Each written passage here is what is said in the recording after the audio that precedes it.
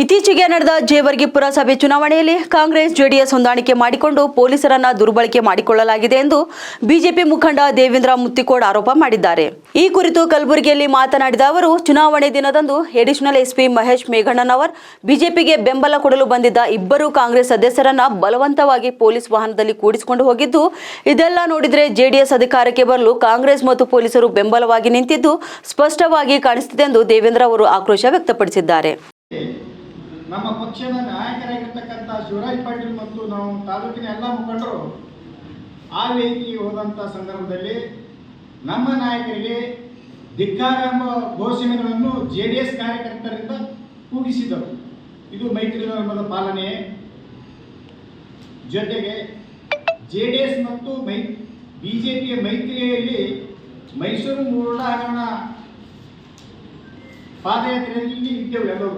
ಆ ಸಂದರ್ಭದಲ್ಲಿ JDSನ ಮುಖಂಡರಾಗಿರ್ತಕ್ಕಂಥ ದೊಡ್ಡಗೌಡರು ಆ ಪಾದಯಾತ್ರೆಯಲ್ಲಿ ಇದ್ದು ಕೂಡ ಇಲ್ಲಿ ಜೇವರ್ಗಿಯಲ್ಲಿ ಅದೇ ದಿನ ನಮ್ಮ ಪುರಸಭೆಯಿಂದ ಚುನಾಯಿತರಾಗಿರ್ತಕ್ಕಂಥ 17 ಜನ ಸದಸ್ಯರಲ್ಲಿ 9 ಜನ ಸದಸ್ಯರನ್ನು ಅಪಹರಣ ಮಾಡಿಕೊಂಡು ಹೋದರು. ಆ ಸಂದರ್ಭದಲ್ಲಿ ತದನಂತರ ನಾನು ಮಂಡಲ ಅಧ್ಯಕ್ಷನಾಗಿ ಸನ್ಮಾನ್ಯ ಶ್ರೀ ದೊಡ್ಡಗೌಡರಿಗೆ ಫೋನ್ ಮುಖಾಂತರ ವಿಚಾರಣೆ ಮಾಡಿದೆ. ಗೌಡ್ರೆ, ಇದು ತಪ್ಪದ, ನೀವು ನಮ್ಮ ಸದಸ್ಯರನ್ನು ಮರಳಿ ಕಳಿಸಿ ಅಂದೆ. ಆಗ ಅವರೇನಂದ್ರು, ಇಲ್ಲ, ನಾ ಯಾವ ಸದಸ್ಯರನ್ನು ತೆಗೆದುಕೊಂಡು ಬಂದಿಲ್ಲ, ನಾನು ಶಬರಿಗೆ ಬಂದಿದ್ದೀನಿ ಅಂತ ಹೇಳಿದ್ರು. ಅದನ್ನು ನಂಬಬೇಕು ಬಿಡಬೇಕು ಅಂತ ಹೇಳಿ ನಾವು ಬೆಂಗಳೂರಿಗೆ ಹೋದೆವು. ಅಲ್ಲಿ ನಮ್ಮ ಆರಕ್ಷಕ ಸಾಹೇಬರನ್ನು ಭೇಟಿಯಾದೆವು. ಅದಾದ ನಂತರ ಎನ್ ರವಿಕುಮಾರನ್ನು ಭೇಟಿಯಾದೆವು. ನಾವು ನಮ್ಮ ಪಕ್ಷದ ಎಲ್ಲ ನಾಯಕರನ್ನು ಭೇಟಿಯಾಗಿ ಈ ವಿಷಯ ಗಮನಕ್ಕೆ ತಂದೆವು. ಆ ಸಂದರ್ಭದಾಗ ನಮ್ಮ ನಾಯಕರು ನಿಖಿಲ್ ಕುಮಾರಸ್ವಾಮಿ ಅವರನ್ನು ಫೋನ್ ಮುಖಾಂತರ ಮಾತನಾಡಿದರು.